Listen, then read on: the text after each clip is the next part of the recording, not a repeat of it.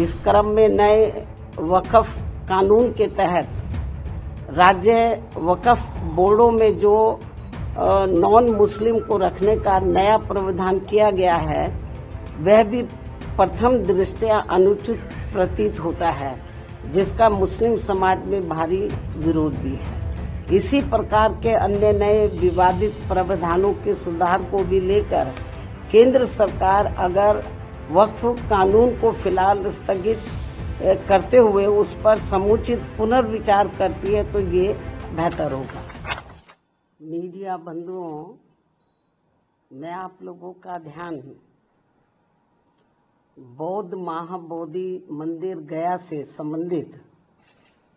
बोधि गया temple act 1949 का अपने देश में व पूरी दुनिया में भी और साथ ही अभी हाल ही में संसद से पास हुए वक्फ विधेयक का भी पूरे देश में हो रहे विरोध को भी लेकर कुछ जरूरी बातों की तरफ दिलाऊं। लेकिन उससे पहले मैं आज से 3 दिन के बाद दिनांक 14 अप्रैल को भारतीय संविधान के मूल निर्माता व दलितों एवं अन्य उपेक्षित वर्गों के मसीहा परम पूज्य बाबा साहब डॉक्टर भीमराव अंबेडकर की जो जयंती है, तो उनको आज एडवांस में ही सबसे पहले मैं अपनी व पार्टी की तरफ से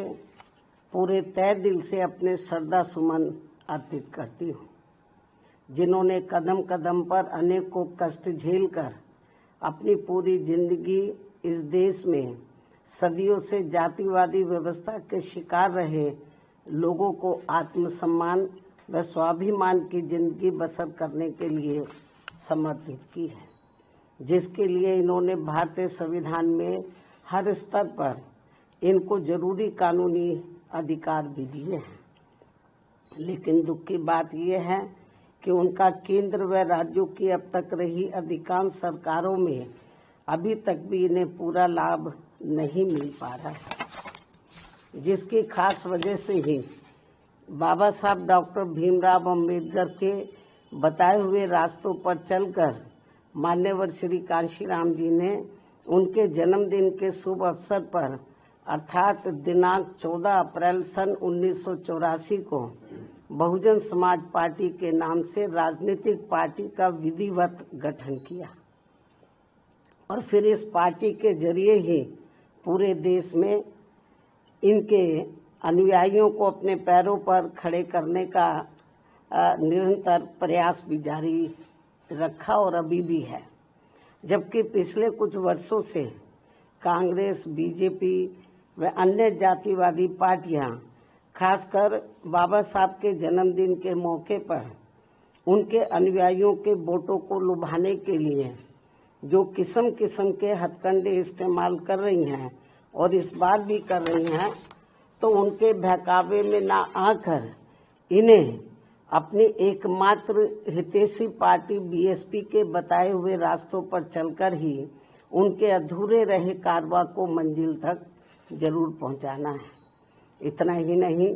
बल्कि बाबा साहब ने अपने आखिरी समय में दिनांक 14 अक्टूबर सन 1956 को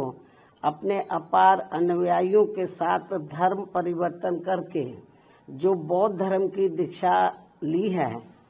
तो उसे भी अब जातिवादी मानसिकता के लोग सनातनी बनाने में लगे हैं। इस धर्म को भी, ये भी अति चिंता की बात है। और इस संदर्भ में ये बात सर्वविदित है कि बिहार राज्य का बोध गया बौद्ध तीर्थ स्थल के रूप में देश व दुनिया भर में अति विख्यात है। बोध गया में तथागत गौतम बुद्ध के पवित्र ज्ञान स्थली पर स्थापित भव्य व अति प्राचीन महाबोधि मंदिर में सरकारी व गैर सरकारी स्तर पर गैर बौद्ध धर्म के मानने वाले लोगों के बढ़ते हुए प्रभाव एवं दखल को लेकर पूरे देश व दुनिया भर के बौद्ध भिक्षुओं व बौद्ध अनुयायियों में भारी बेचैनी व आक्रोश व्याप्त है। तथा वे लोग इसको लेकर कांग्रेस की सरकार के दौरान सन 1949 में बने बोध गया मंदिर प्रबंधन कानून में जरूरी परिवर्तन की मांग को लेकर शांतिमय ढंग से काफी समय से आंदोलित भी हैं। ये कांग्रेस के समय में ये कानून बना था। उल्लेखनीय है कि देश की आजादी के बाद कांग्रेस पार्टी की सरकार द्वारा बिहार में बोध गया मंदिर प्रबंधन के संबंध में जो कानून बनाया गया था, तो उसमें जिला अधिकारी की अध्यक्षता में 4 हिंदू व 4 बौद्ध धर्म के मानने वाले लोगों की कमेटी बनाने का प्रावधान किया गया है, जो पहली नजर में ही अनुचित, अनावश्यक व भेदभावपूर्ण लगता है। और सरकार की इस अनावश्यक दखल अंदाजी की वजह से ही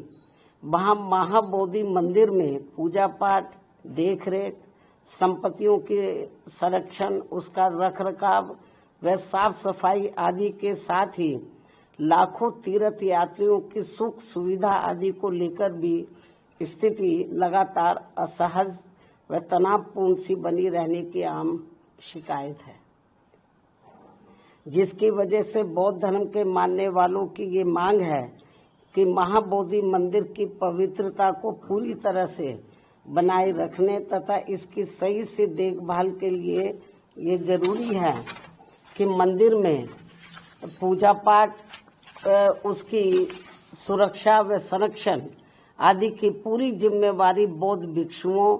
व बौद्ध धर्म के अनुयायियों को ही सौंपी जाए, जो इनकी ये मांग जायज है, जिस पर वर्तमान सरकार को तत्काल उचित ध्यान देना चाहिए। वैसे भी अधिकतर लोगों का यही मानना है कि 1949 में जब मंदिर प्रबंधन के संबंध में कानून बन रहा था, तो तभी कांग्रेस पार्टी की केंद्र व बिहार राज्य की सरकार को संविधान के धर्मनिरपेक्षता के सिद्धांतों का सही से अनुपालन करते हुए महाबोधि मंदिर प्रबंधन कानून में किसी गैर बौद्ध धर्म के मानने वाले लोगों को कमेटी का सदस्य बनाने का प्रावधान ही नहीं रखना चाहिए था। ये कांग्रेस की बहुत बड़ी गलती रही है। इससे फिर अनावश्यक परेशानी व विवाद से बचा जा सकता था। किंतु अब जबकि ये मामला काफी तूल पकड़कर भारी विवाद का रूप धारण कर चुका है, तो ऐसे में केंद्र व बिहार की एनडीए सरकार को इसमें तत्काल आवश्यक सुधार जरूर करना चाहिए, ऐसी बीएसपी की ये पुरजोर मांग है। इस क्रम में नए वक्फ कानून के तहत राज्य वक्फ बोर्डों में जो नॉन मुस्लिम को रखने का नया प्रावधान किया गया है, वह भी